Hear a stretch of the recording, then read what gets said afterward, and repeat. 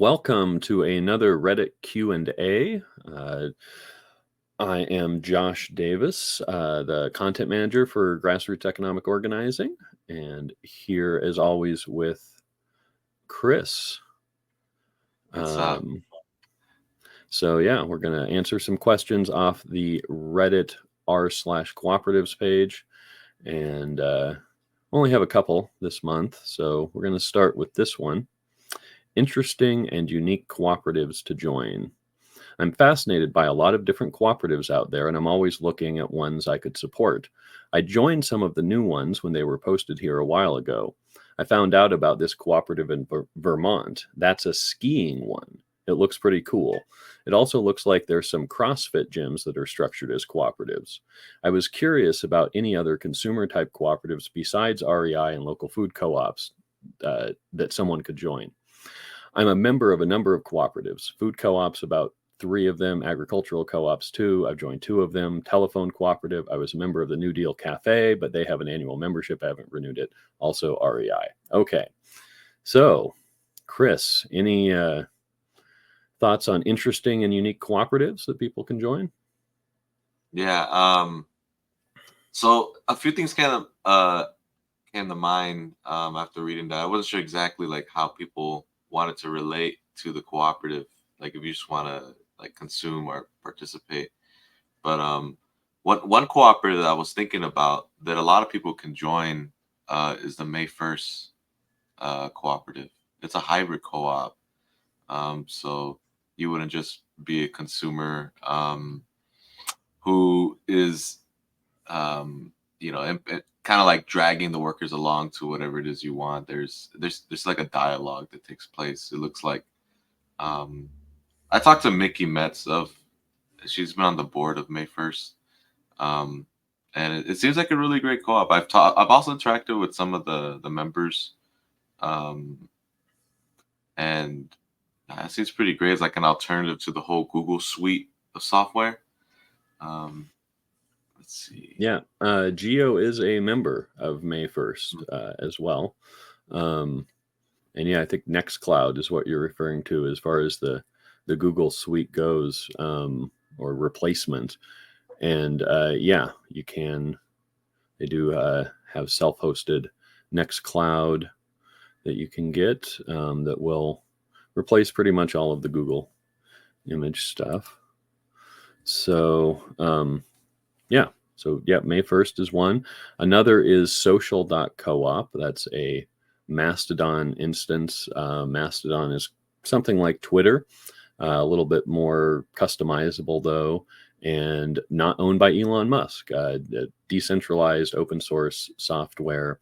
The way that Mastodon works is you join a particular instance, and then those instances federate together is what it's called. And so you can have an instance like social.coop is specifically for people who are interested in cooperatives. There are other instances, for people who are like doing art. They might, there's artist instances, there's regional instances for people in particular areas or doing particular types of work. And so all of the instances federate together. And so that's, you have this kind of decentralized network of all these different small kind of social media nodes that are all kind of connected to each other. Super cool, way better than Twitter for a lot of reasons. One is that you have way better moderation, and you can choose an instance that shares your values, right? So the different instances, just about everyone has a code of conduct, and what's acceptable to do, what's not acceptable, and so you can tailor your social media experience a lot more with Mastodon. And if you join social.coop, you do that by becoming a member, making at least a $1 a month membership payment, and then not only can you then vote on all of the discussions and decisions that are made about social.coop, but you can also get a free meet.coop account, which is a kind of Zoom replacement. So that's comes gratis with your $1 a month, $12 a year membership to Mastodon. So social.coop is another interesting and kind of unique one to join. Pretty unique.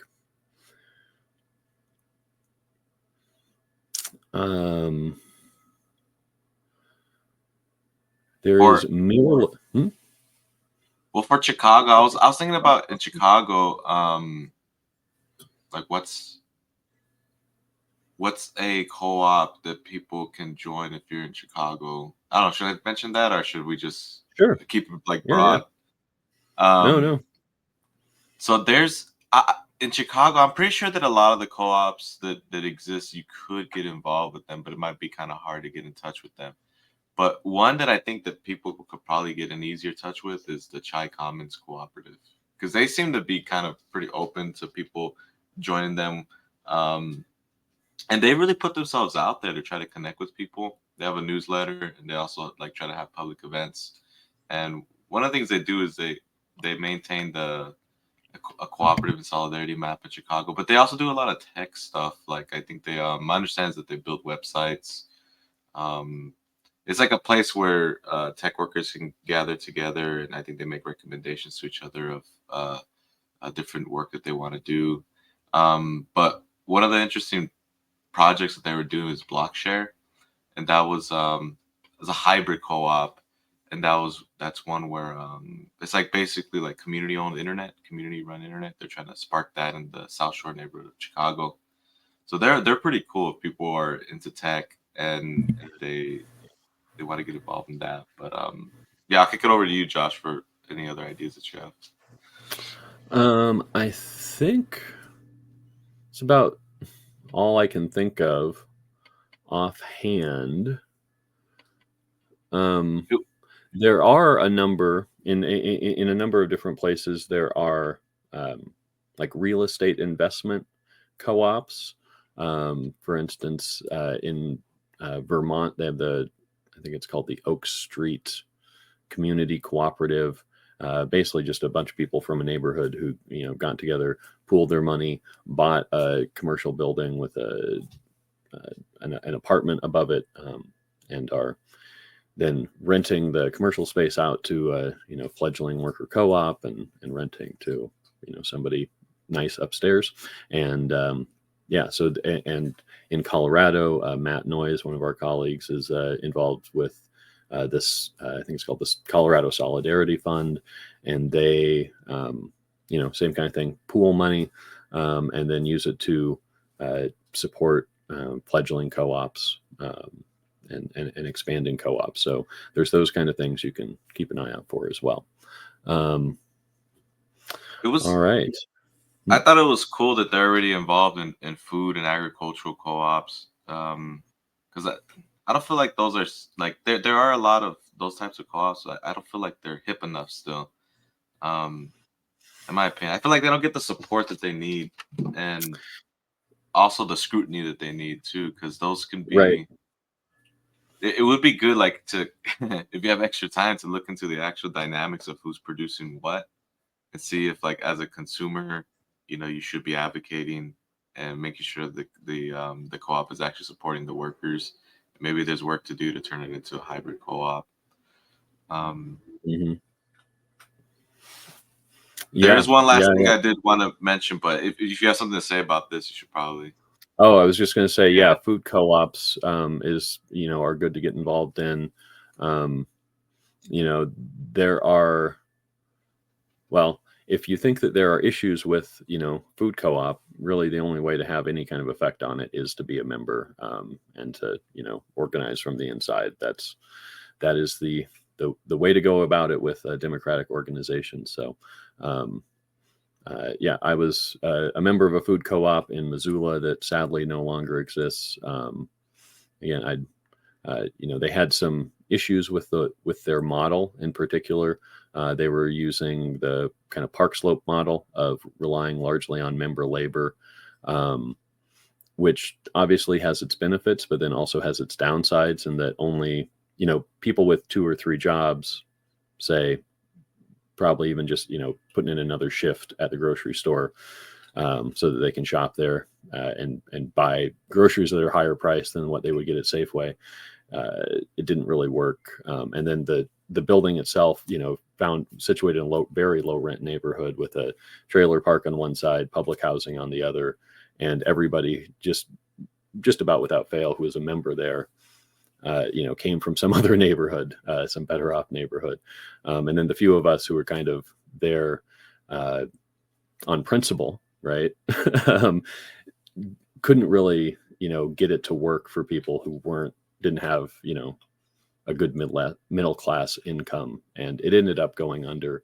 And I think largely because we never figured out how to actually serve the people in the neighborhood. They did make efforts to reach out to people, but obviously wasn't enough. So at any rate, not to try to throw cold water on anything, but there's lots of little co-op efforts probably going on in your area if you live in a town of any size, and it's worth getting involved in, even if they turn out to not work out, because not everything works out, but it's always a good learning experience. So The the last one, that I'll say that can apply to a lot of people is credit union. Um, it's for sure. it's not. It's interesting that it's not doesn't have the word co-op in it in English. In Spanish, it does. But yeah, and it isn't. I'm trying to learn more and more about credit unions, and it seems that the actual like democratic nature or possibilities in credit unions kind of it varies. Um, I have a credit union nearby that they have this rhetoric about membership, owner, like how do you say, like being guided by membership, but really Mhm. it's just a representative democracy, and it doesn't really work well as that. Um, so you people might need to explore different credit unions out there, whether it's like in their county or there's their state, or there are like these online credit unions as well that you can join. Um, but I feel like if anybody's joining credit unions, they should. I really want to talk to them. Maybe Geo can be a platform for us to talk about improving these credit unions. Um, and what probably I think an important side note is that a few years ago, a friend of ours here in Chicago visited a credit union, and they're Mhm. asking them, they're asking the credit union, like if there's any money that the credit union has to invest into basically the solidarity economy in Mhm. that neighborhood. It's a very extracted neighborhood, and they spoke to the manager of that credit union location, and if I recall, well, the manager said there was money I think they had like at least like a few $100,000 that they needed to put into those types of efforts, but they didn't know who to Mm. talk to, where to connect with. They weren't really that deeply connected with the neighbor, with the like the surrounding area, and they didn't know anybody doing that stuff. So maybe Yep. there's something like that also happening in Yeah. a Yeah. credit union nearby, and you would never know because we're just used to going to Chase, Bank of America, stuff like that. Right. Yeah. I mean, that's the thing with the credit union. Even, I would just say, like, any credit union, like, you should definitely shop around, and there are definitely differences, and ones that are more or less democratic, and look for the more democratic ones. But any credit union is going to be better than just about any bank. You're not going to be able to find a credit union, even the absolute worst one, that's as bad as Wells Fargo. Like, it's not possible for a credit union to be that bad, right? So just moving your money into a credit union, always a good idea. Everybody should do that. And then, yeah, it's like, we get credit unions, like, and a lot of other co-ops, like food co-ops too, will get flack for not being coming into a neighborhood, not being involved with the people who are already there, and maybe, like, encouraging, adding to gentrification pressures, and just not really being part of the community, which often enough is fair. But because they're co-ops, and like you're saying with credit unions, it's also the people in the community. When you see, oh, there's a co-op, you can reach out to them, and they're not a bank. And you can, if I think if there's movement from both sides to try to really connect these institutions with their neighborhoods, So yeah, reach out to any credit unions in your neighborhood. Go see if they have some community development funds that they need to spend, and provide them some some things to spend it on. Yeah, I haven't heard of any credit union doing anything evil like Wells Fargo, Chase, Bank of America. Yeah, I haven't heard them. Yeah, yeah. It's so so yeah. There you go. Credit unions, not necessarily unique or interesting, but I think a lot more possibility than we have taken advantage of thus far. So this next one, it's kind of interesting. I will read the whole thing just so we can um, get all of what they're trying to say out. Try to get the best feel for it. This is from Fellow Feeling Fellow. It says, "Hello, I am trying to balance my interest in collectively owning something and having the autonomy to do what I want. There's a theoretical concept I've been working on, a mental health model. I would like multiple people to shape and influence it. I would like to be known as the person who coined the term for community to shape. I know it will live best in the hands of many, but I really want autonomy over this, or maybe, or maybe over aspects of this. I want the freedom to write articles, host events about it. I want autonomy to collaborate on short-term projects with people, to tap in and out of working together. I can't see how to do that cooperatively or if I need to. I also want a group practice that is cooperatively owned, and maybe we don't all use that concept, but we all have a strong social justice orientation, and there's a training vetting for some alignment before becoming a worker owner. How's that? Would you suggest a different way of sharing ownership? Are there suggested readings on worker autonomy and collective ownership?" Um, any initial thoughts on this one, Chris? I didn't. There's a lot of questions that I had about that one. Like when they said that they want but I really want autonomy over this. Does that mean basically can you put in the word control and it means the same thing? Is it? That's one Well, question I yeah, have. I mean, I think in this context, yeah, it does. It sounds like, having not been probably associated with a lot of co-ops, and especially like worker co-ops, um, they, you know, think that there's a conflict between working cooperatively and having some autonomy and control in your work life, right? Hmm. And they have this particular thing about, they want to have their be able to name the idea or have their name put on it or whatever, which personally I think is kind of focusing on the wrong thing.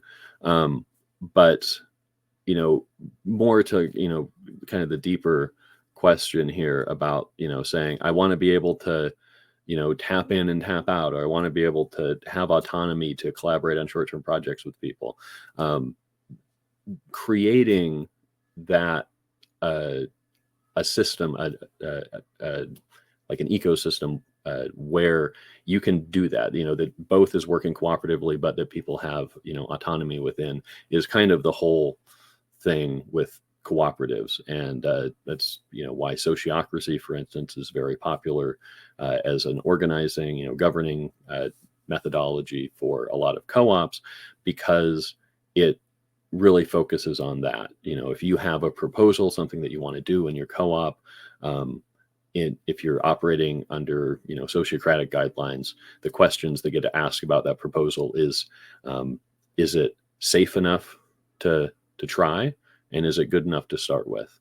Not, is it the best possible idea that we can come up with? Not, can we all pick it to death, for 2 hours in a meeting? But is this, legal? Is it going to get us into trouble with somebody? Is it going against our values? And if not, okay, is it good enough to just start with the knowledge and the assumption that we're going to come back and look at it next month and see how it's going, and maybe, make some adjustments, and that everything is an iterative process, but it's really focused on that, allowing uh, that process to get off the ground to begin with. So to me, this question sounds like it's coming from somebody who doesn't have a lot of experience with co-ops, and definitely not with ones that are, rather participatory. If you're just only experienced with co-ops is maybe a large food co-op and REI, then yeah, I can see where you might have this question. But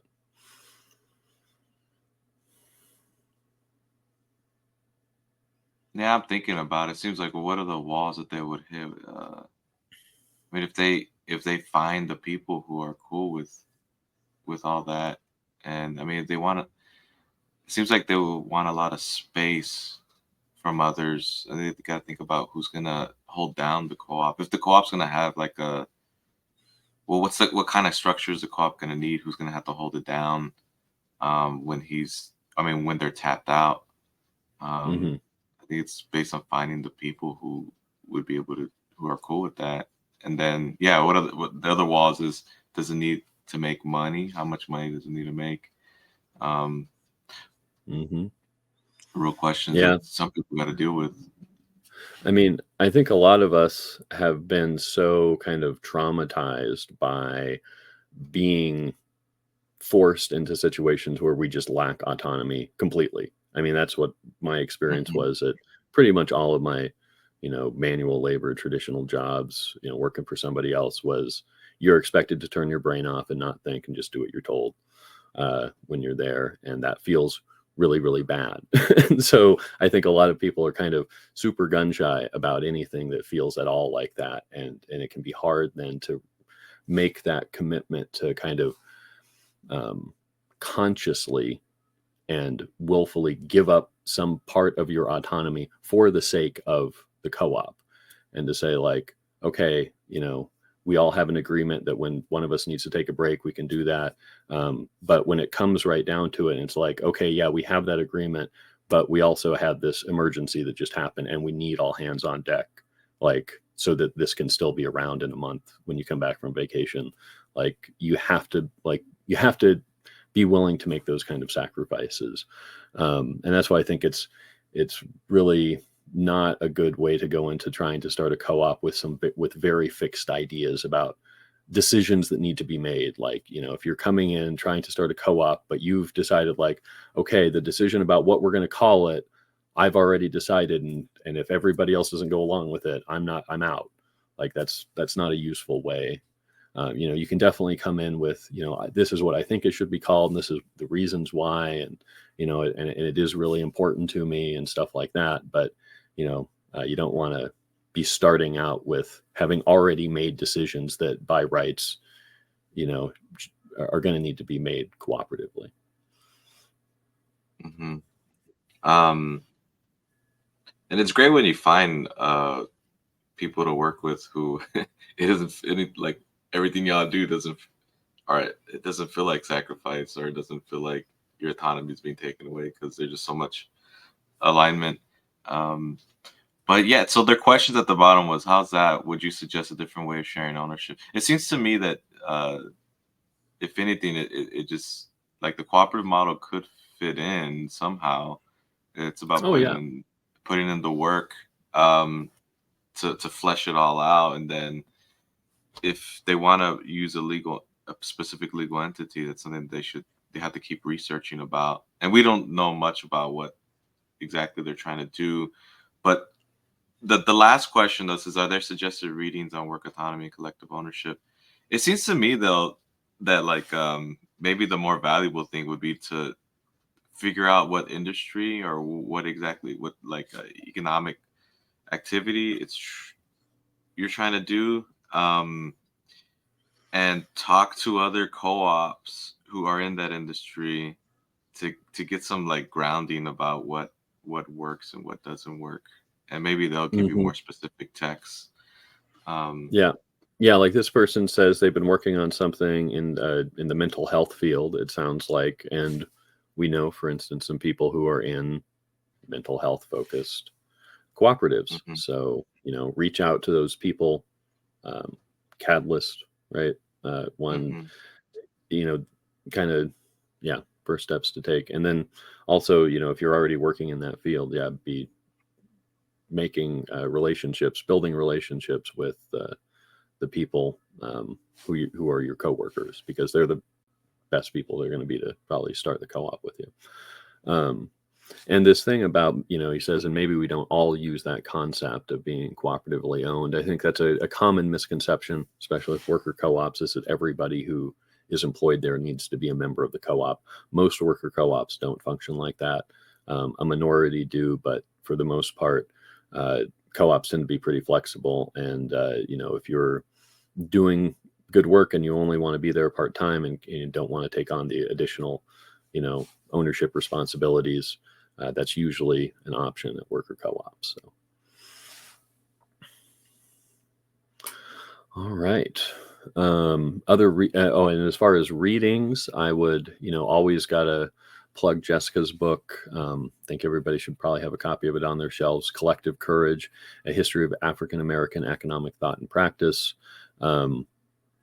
See how other people have done things, and a really good way to start a co-op that Jessica found while doing the research for that book is start a book club. So start a book club to read that book with some other mental health people, and maybe go from there, or find some other cooperative books. Building Cooperative Power is another good one, published by our colleagues, friends at Levelers Press, and written by one of our GEO members and a couple of our acquaintances, good friends. So Building Cooperative Power from Levelers Press is another good one. Has a lot of case studies. Half of the book is just case studies of worker co-ops. And so it's real good to hear from, people in depth about how their co-op functions. And the last one I'll mention is Cooperatives at Work by Matt Noyes, Emmy Doe, George Cheney, and other people, many of whom, Marcelo Vieta, I think, who are either GEO members or associated with us. And that's kind of more on the sort of philosophical level about worker co-ops, but definitely a good one to pick up. So,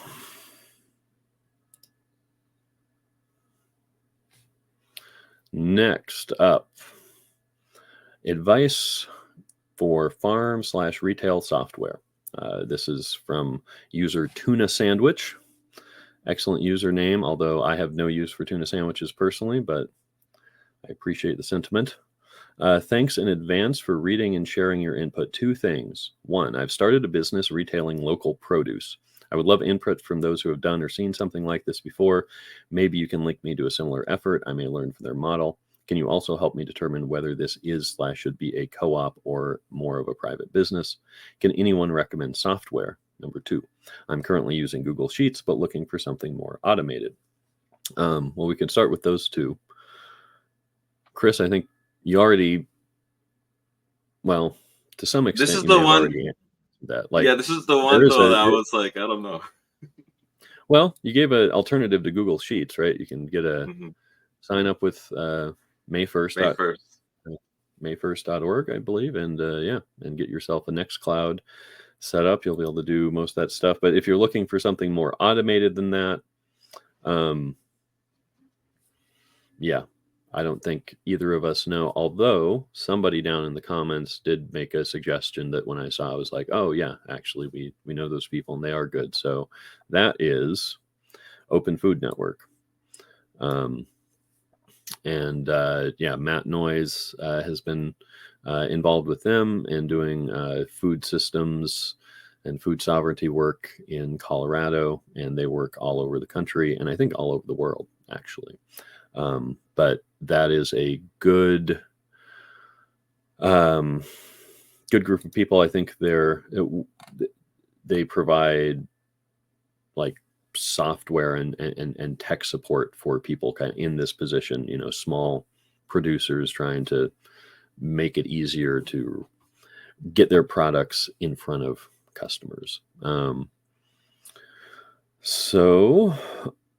As far as whether this should be a co-op or a private business model, I will mention that this is one of the major reasons why a lot of ag co-ops got started to begin with. Was we'd had out here, like in my part of the country, in Montana, for instance, we've got the Western Montana Growers Cooperative, which is relatively recent. They've been around for probably 15 years or so, but um, a kind of the recent iteration of a very classic model, which is small producers uh, all get together to jointly distribute and market their produce.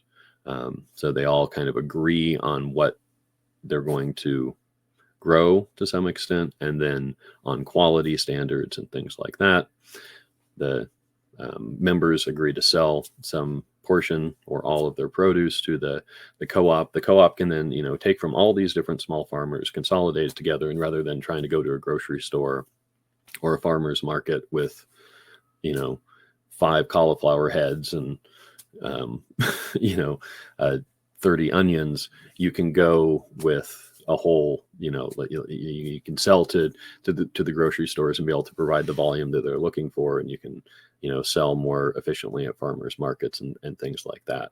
And then also you're consolidating, you're sharing your marketing expenses, so you can brand together. That's we have like all the dairy cooperatives and like Ocean Spray, for instance. Like, what's Ocean Spray? It's a bunch of small cranberry producers who each on their own, if they were trying to sell their own like handmade cranberry juice, not wouldn't be able to reach many people. But they all get together, they all pitch in to buy a big industrial processing facility and to do national marketing campaigns, and everybody now is drinking Ocean Spray. Most people don't know that they're a co-op, but that's how they got started. That's why they exist.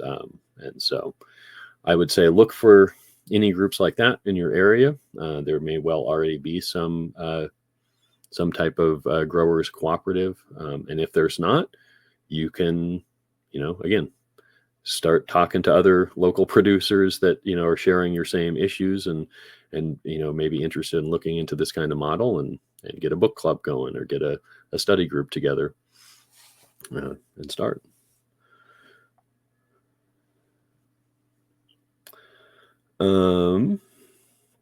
Yes, and then they talk about living on a small island. Coordination is difficult. It's difficult to eat things that are grown locally, and supplies inconsistent. Be hard for farmers to connect with buyers. Be hard for buyers to know what's available and at what price. So that is custom made for the Open Food Network. That is exactly the kind of things they're trying to solve. So 2 months ago, they started a business that connect local supply with local demand, promote produce from local farms. Just 3 from now, take orders from customers, submit the orders to farmers every Tuesday, and fulfill those customers' orders by going to the 3 farms and then sorting and having customers pick up from me. So kudos on a very outside the box kind of way of thinking about things. Like, this is great. I would say one reason that you want to think about going cooperative probably sooner rather than later is because there's only one of you, and that's a lot of work for one person to do.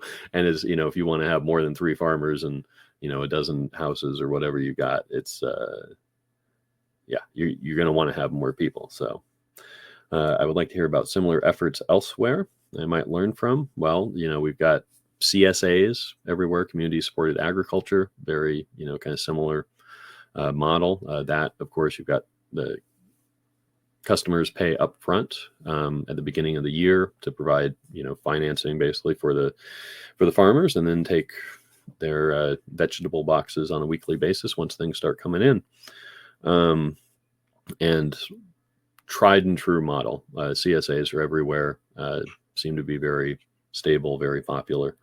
And you're already kind of doing something like that, so I would look into CSAs. And I will also mention Matt, our colleague at Geo. He is once again involved in this kind of work out in Colorado Springs, in that area, connecting local producers with customers, and then also, in their case, with farm labor, because that is one thing that the producers are really lacking in is good farm labor. And so they are working on a system that will hopefully provide farm labor for the producers, produce for both the workers and for customers, and kind of get everybody working together. So yes, there are definitely people working along these sorts of lines.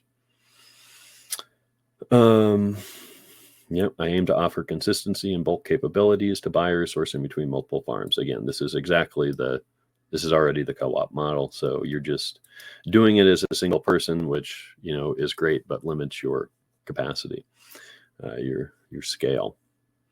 And, that's the thing with, when we're looking at the food, industry or the, food system, it's massive. We have to do everything in bulk. Like if you're really serious about doing it, making a change that's has any kind of meaningful effect.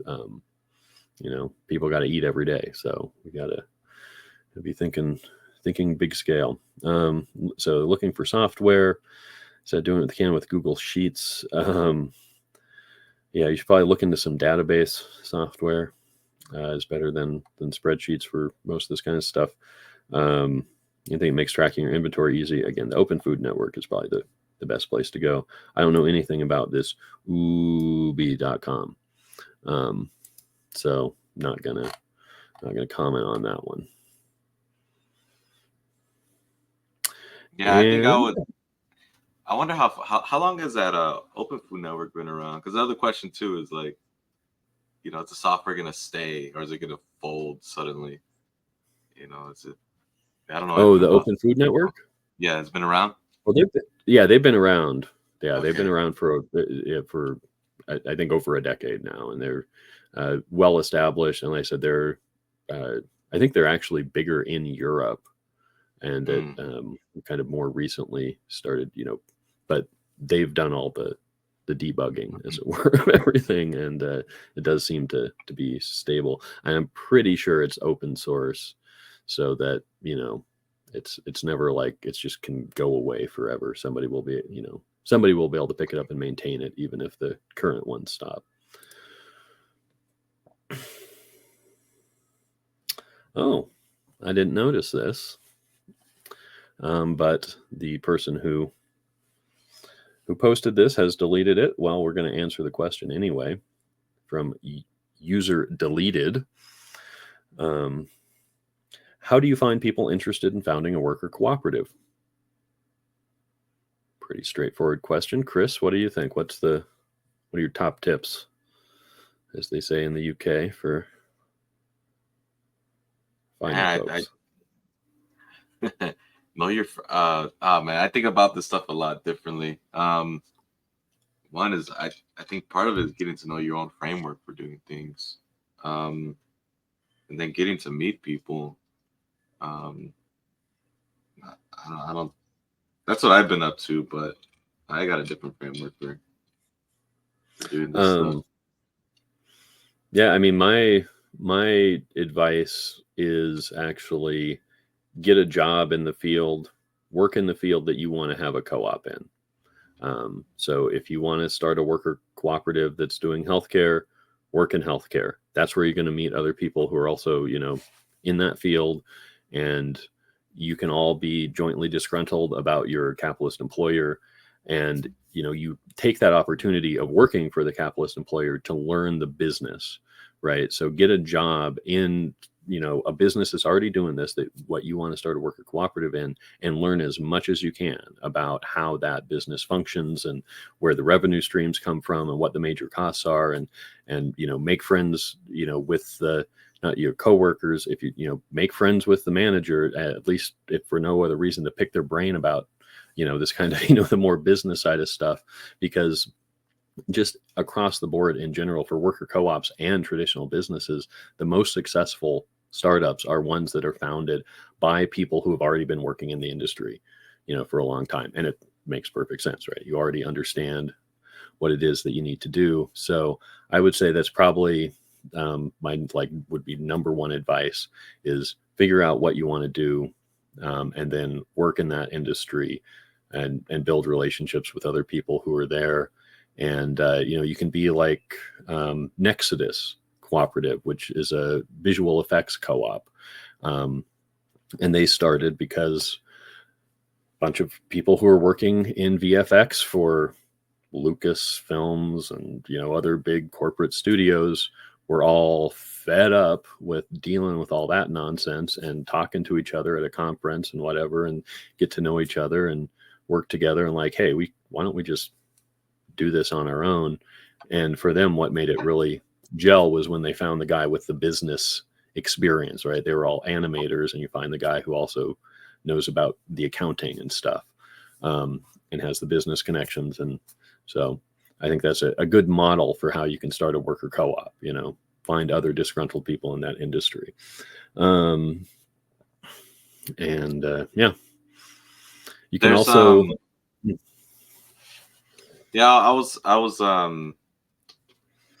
yeah, I like one of the comments that someone had left was just basically like start also doing like I think they were more from the framework of also starting to do the business too. Um but yeah, it is challenging to try to find people outside of the workplace, because like a lot of people want to make co-ops, but they might not be into the things that you're into, or they might not just gravitate to it for whatever reason. um and then I feel like I've lost a lot of time trying to explore a new industry that others they wanted to explore too, but it turned out they weren't interested in it. And in and yeah, you lose a lot of time exploring something, especially where you're not getting paid to explore it. yeah. And so that model of like actually getting paid while you're learning the industry, um, yeah, I think it's a great one. Um, and also, yeah, finding those people who actually do the work, because Hmm. there are a lot of people who say they want to build a co-op, but they're not going to do the work. Yeah. Then you get to Yeah. see Yeah. people in action actually doing the work, how they doing the work. Hmm. Yeah. And that's uh, yeah, one of the big things, and I guess kind of a lesson that I took from a failed worker co-op. I mean, the business is still running, but it's no longer running as a worker co-op. Um, was that you should really, really, really get to know the people who you're going to form the worker co-op with before you sign those papers and put that money in the joint bank account and all that. Um, if you just met somebody 3 months ago and they seem really cool, and maybe one of the other owners is friends with them or something, or somehow knows them through something else, don't take $8,000 from them to start your co-op. It's a bad idea. Get to make sure, because things can go real sideways. Like, it only takes one person, especially in a small co-op effort, who turns out to be like a really nasty narcissist, or you have some serious personality issues that can just you know ruin a lot of things. Again, another reason to start with something like a book club or a study circle that is, you can all be learning together, and then you can also be getting a feel for the people, and hopefully you can identify some of those problematic personalities before you get involved with them, because it really is like a joint marriage. You want to be going into it with eyes wide open. So um, Yeah, that'd be sweet if the study club comes out of your coworkers in the industry that you want to build the co-op in.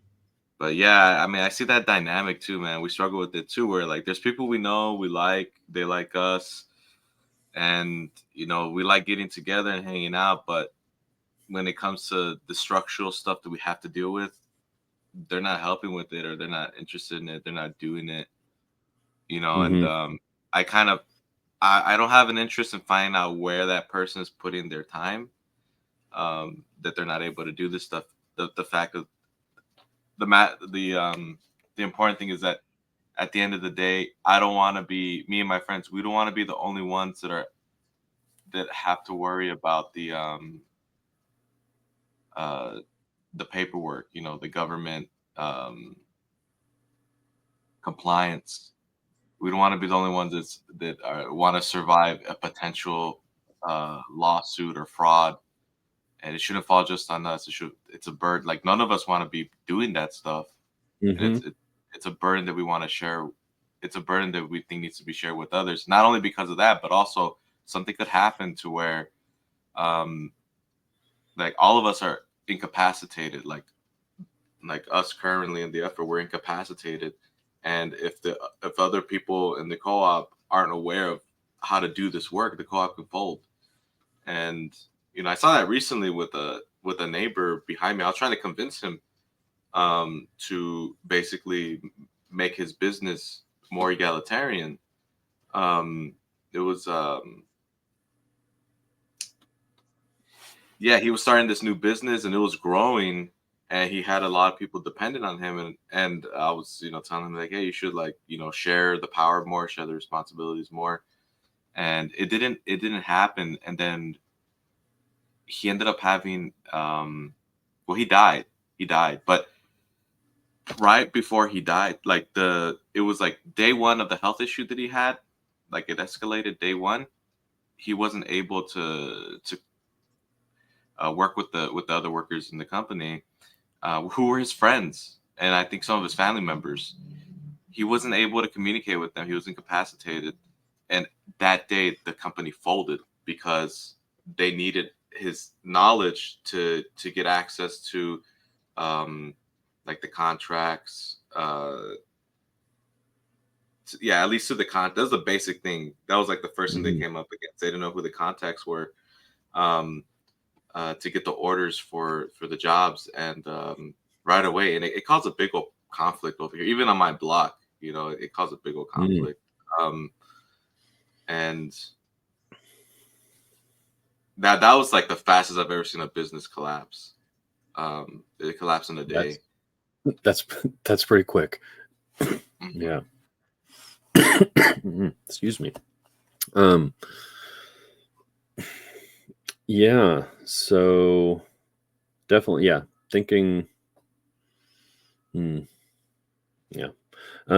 So okay, so something that what you said before you were talking about that specific thing brought up some thoughts, and something I actually wanted to talk about today, which is this concept of shared responsibility, right? And again, why, to answer this guy's question, why you want to really know the people who you're going to start a worker co-op with beforehand, because you want to know if somebody turns out to be a sovereign citizen and thinks like, no, we shouldn't do any registration or licensing. Like, you want to have known that before you get way involved, and it turns out, oh, now I have to do everything and I'm going to get pushed back on all this. If you're gonna, you need to have a co-op of sovereign citizens, right? If you're that type of person, it's fine. I'm not trying to put you down, but just make sure you're with other people who also feel that way, right? And then do your thing. And it's not, I may kind of joke around a little bit with the sovereign citizen thing, but it's also undocumented people and people who, for other reasons, might not want to jump through all the hoops for reasons that I think are probably totally justifiable and understandable. But just make sure that everybody is on the same page about how you're going to be doing this, what level of formality you're going to have, before you really jump in. And everybody, and make sure that, you want to be with a group of people who are trying to birth something, right? You have this joint idea of like, we want to see something in the world. We want to create something that doesn't exist. And like with any birthing process, if you've ever been around when a child is born, it's a very painful and bloody process. And if you've observed humans for any length of time, you realize that nobody really talks about that part of it, right? It's like when you're pregnant, everybody's like, oh, this is great. Nobody's like, you are in for some suffering. Oh my God. Nobody says that, right? We don't think about that because that's not the important bit. And after it's over, nobody, feels the need to sit around and talk about how terrible that experience was, even though it was super, super, like I said, hard, because we want that thing, the baby, the new life in the world is more important than that suffering. Now, the bummer about human reproduction is one person has to bear all of the pain, all of the physical pain that goes with creating that. The great thing about cooperatives is we can all share that pain. It's like as if you could say like, okay, I'm going to take this contraction. You take the next contraction. You take that one. I'll handle the crowning. You do the shoulders, whatever. But you can spread it out. And so you need to be like, we shouldn't, like you were saying earlier, Chris, when you're working with people who you're aligned with and things are working and you're actually getting stuff done, it doesn't feel like sacrifice. It might have seemed like that beforehand.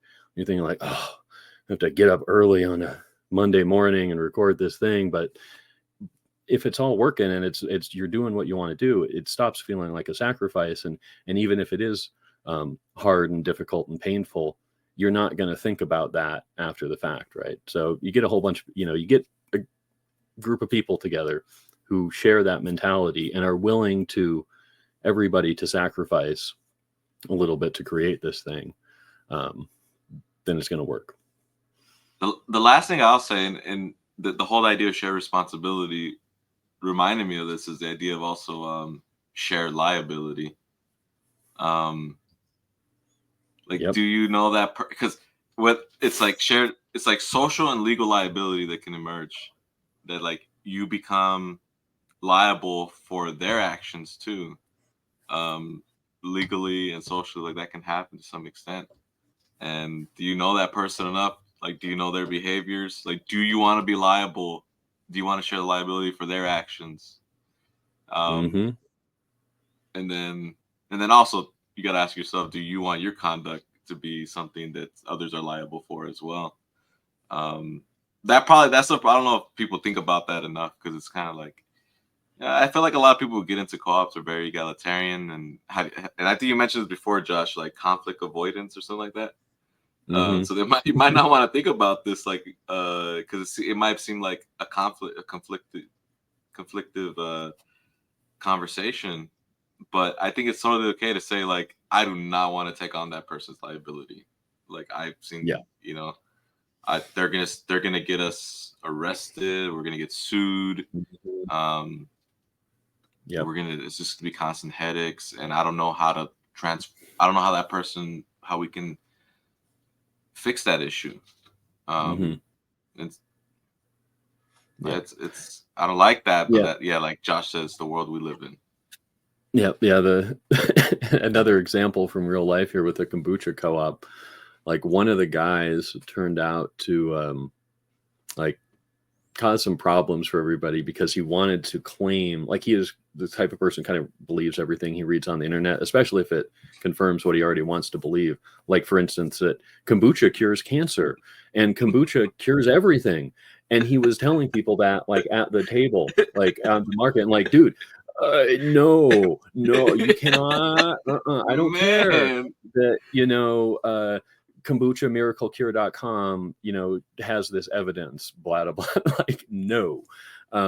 And same guy, like, they went out for a group hike and he comes back and unbeknownst to everybody had gathered some river water, some lake water, spring water, some special magical, nature water, and then went and added it to the kombucha fermenting vessels.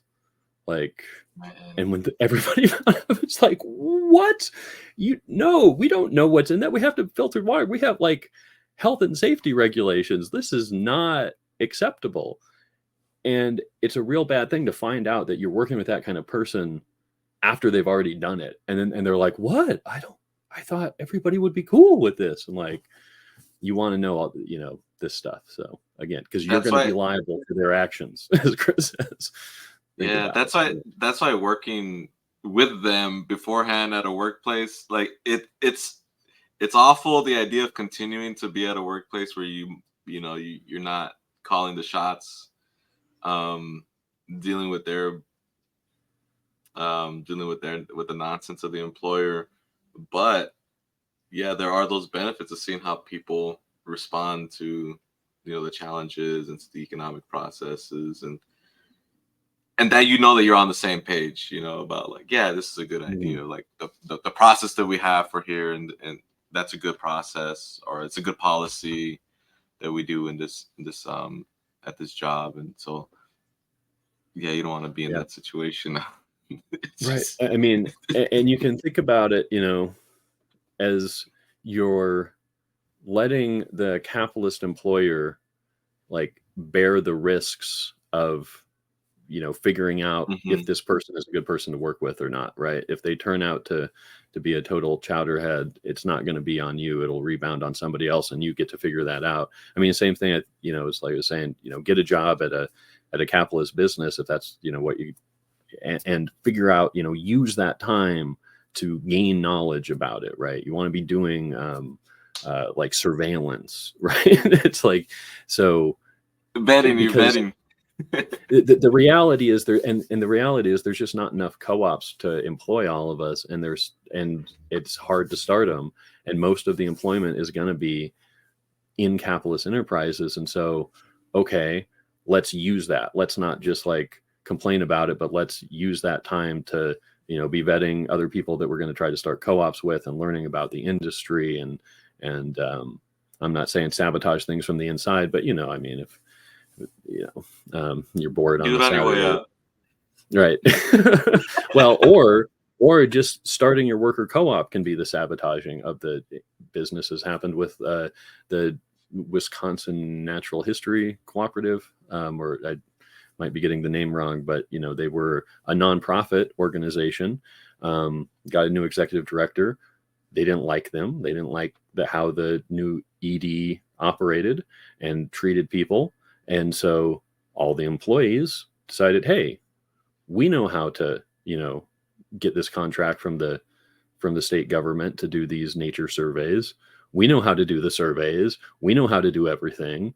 Why do we need the ED? And so they all quit en masse, started their own worker co-op, got the contract from the state that the nonprofit used to have, and there you go. They euthanized the nonprofit while birthing the worker co-op. So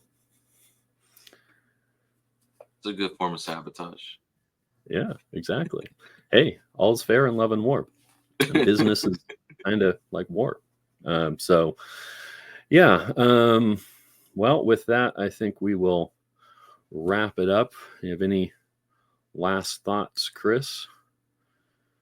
Mm, nah, I'm good. We got up earlier than usual to do this one because we wanted to make sure we didn't have a month go by where we didn't do one. But I'm glad that we did it. Yeah, and I was wanting us to do it early because when we scheduled this, it was like 100-degree days where I'm at, and I don't have AC, so afternoon, like was just a sweaty mess. But now, highs in the 80s, and it's like a nice 65 right now. So turned out to not be necessary for me to get up this early to avoid the heat. But thanks, Chris, for being willing to do it. Like you're saying, we think that what we're doing is actually important and useful, which makes it all worth it, and not so bad to get out of bed a little early. So, Right. all right, we'll see you next month.